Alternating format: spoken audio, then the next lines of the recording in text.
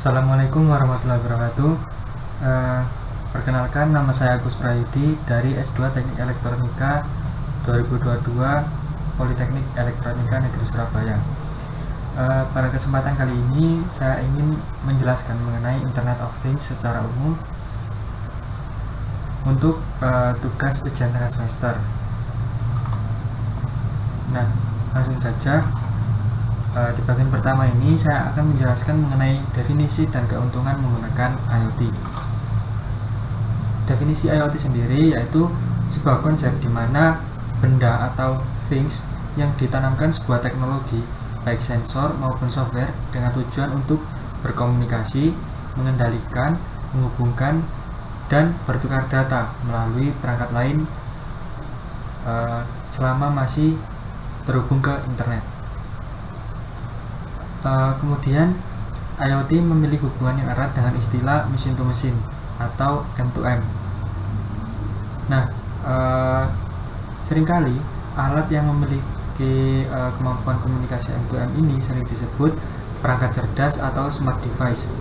Harapannya, smart device ini dapat membantu kerja manusia dalam menyelesaikan berbagai urusan atau tugas yang ada. Nah, keuntungannya sendiri yaitu dapat mengontrol dan memonitoring data secara remote melalui jaringan internet. Kemudian dapat digunakan untuk melakukan logging data, di mana data yang dapat dipantau bisa berupa data lingkungan maupun kondisi fisik.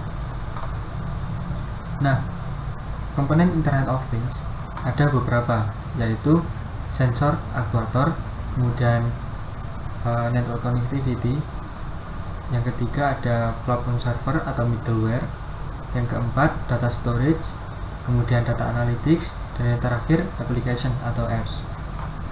Nah, untuk sensor aktuator di sini memiliki kemampuan untuk menerima dan memproses sinyal atau data.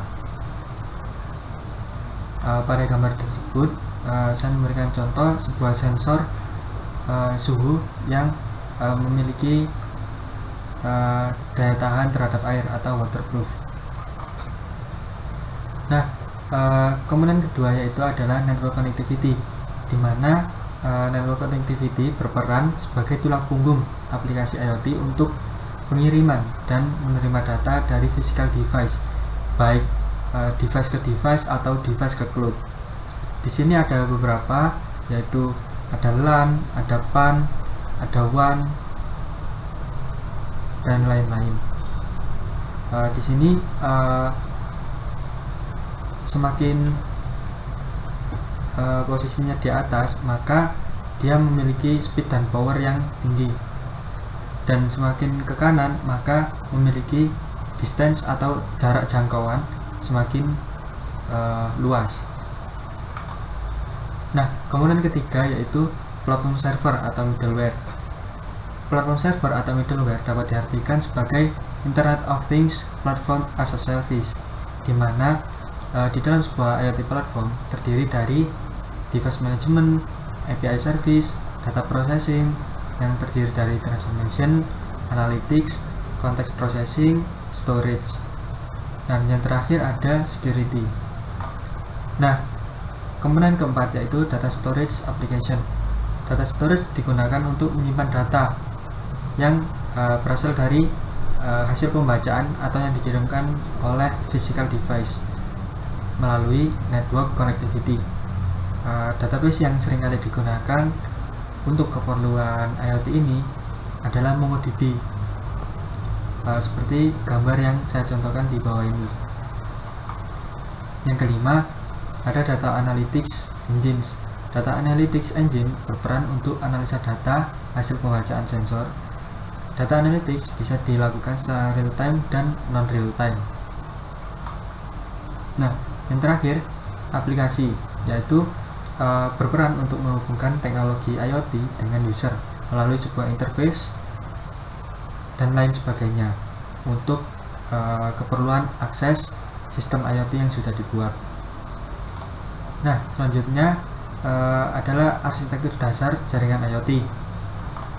Di sini saya membaginya menjadi beberapa arsitektur, dimana sebenarnya di IoT arsitektur tidak ada arsitektur yang pakem, melainkan pada praktiknya sebuah IoT arsitektur dipilih berdasarkan kebutuhan. Nah, yang pertama ada basic arsitektur. Di layer terbawah ada perception layer, di mana ini berisi sebuah sensor dan physical device yang digunakan untuk mengumpulkan informasi mengenai environment atau kondisi fisik.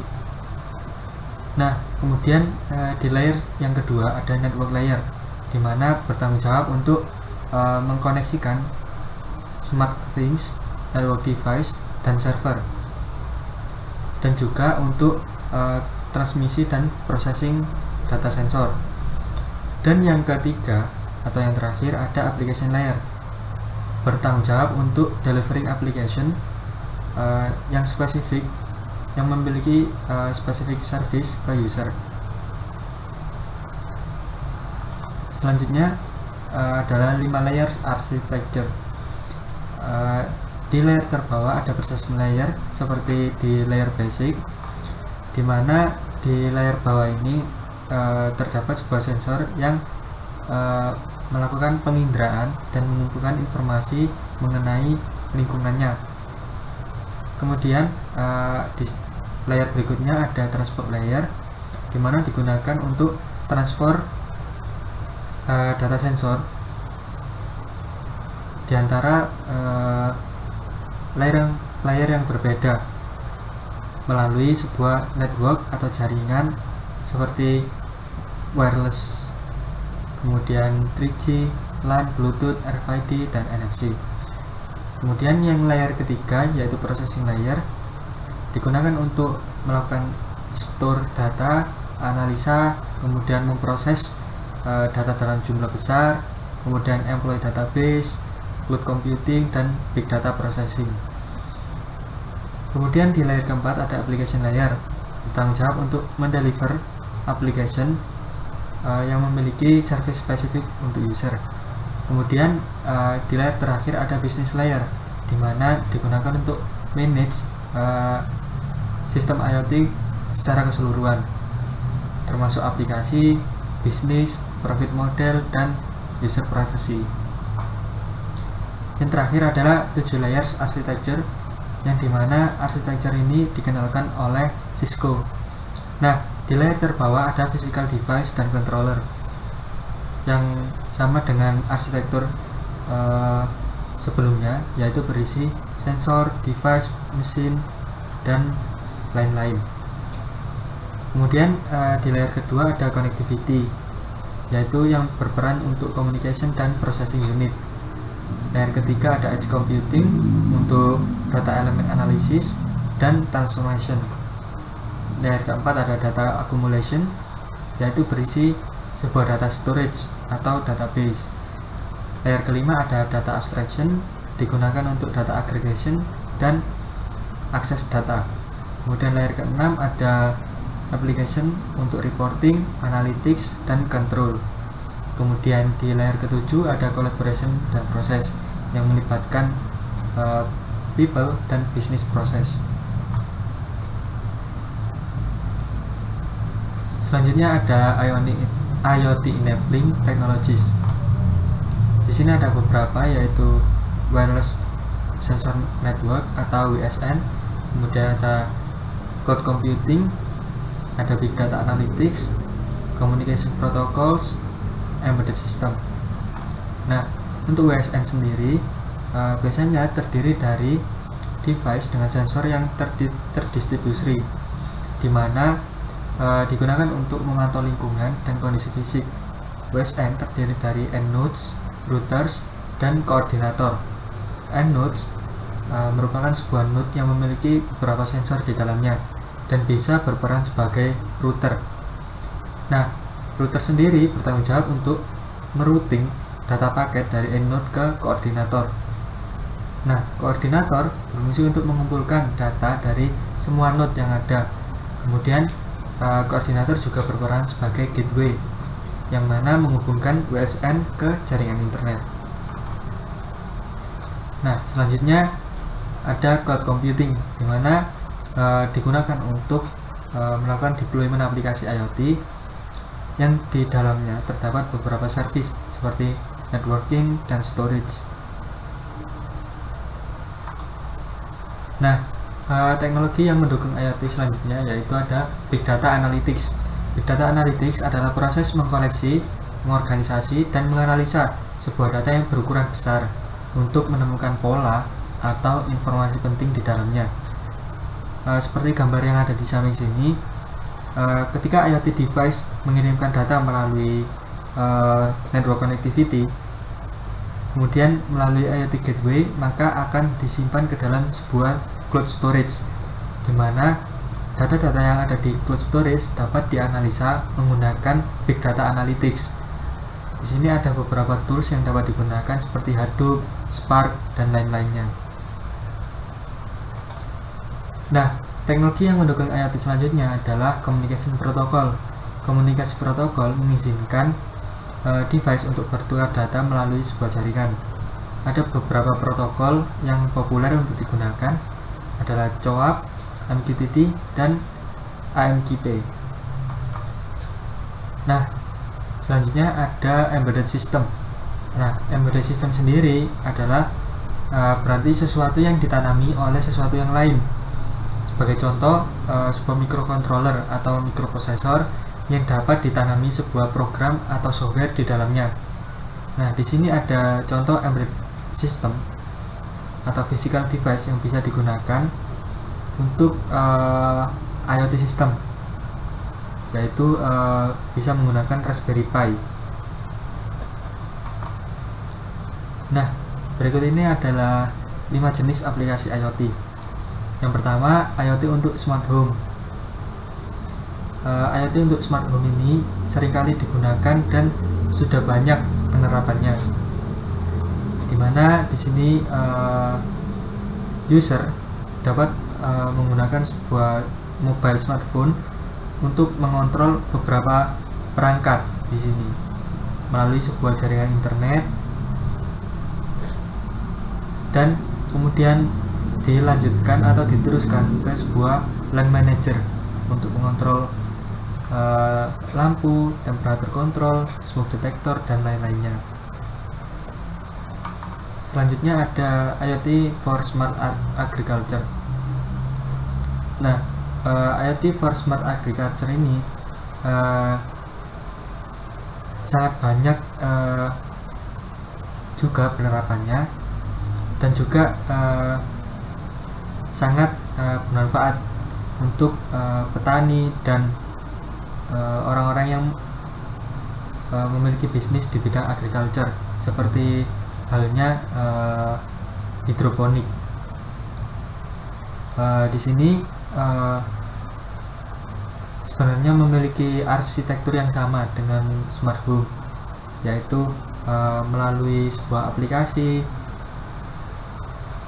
Sebuah aplikasi ini petani dapat melakukan monitoring ataupun mengontrol beberapa perangkat yang telah terintegrasi di dalam lahan mereka, baik di greenhouse maupun di lahan pertanian. Kemudian untuk IoT for Smart Aquaculture, di sini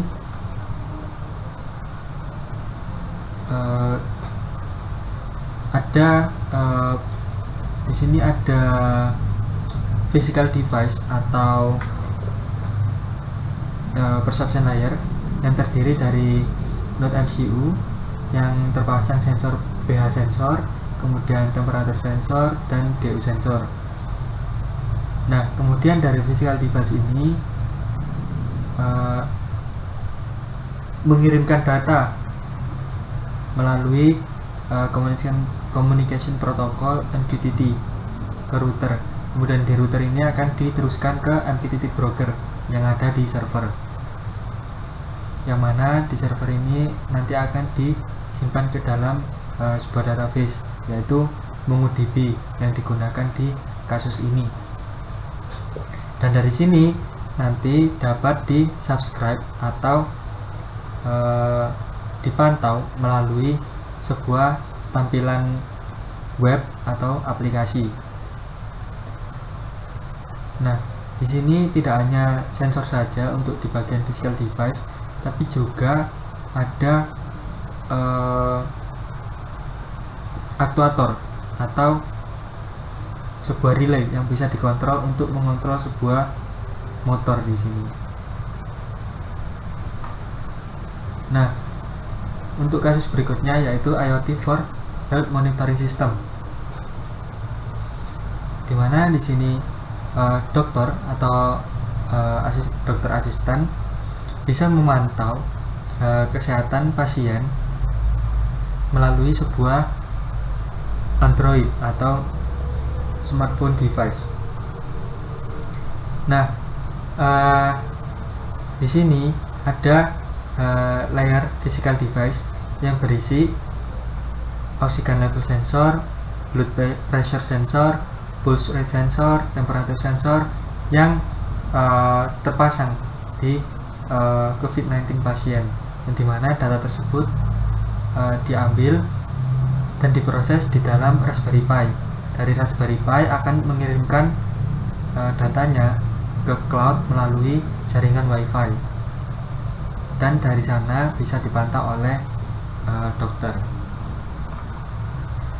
Nah, di kasus terakhir ini ada IoT untuk manufacturing.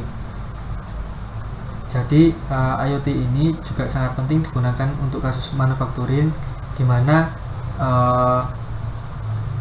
biasanya IoT ini bisa mengurangi kasus-kasus yang tidak diinginkan, semisal kesalahan atau human error. Nah, di sini ada di bagian physical device ada sensor, SCADA, dan DCS, yang dimana akan mengirimkan datanya ke cloud. Kemudian di dalam cloud akan melakukan sebuah analisa data dan dapat dipantau atau disubscribe melalui user app oleh factory worker, shop floor, dan lain-lain. Nah, mungkin itu saja dari saya. Mohon maaf apabila ada salah kata. Semoga apa yang saya sampaikan dapat menjadi manfaat. Terima kasih. Wassalamualaikum warahmatullahi wabarakatuh.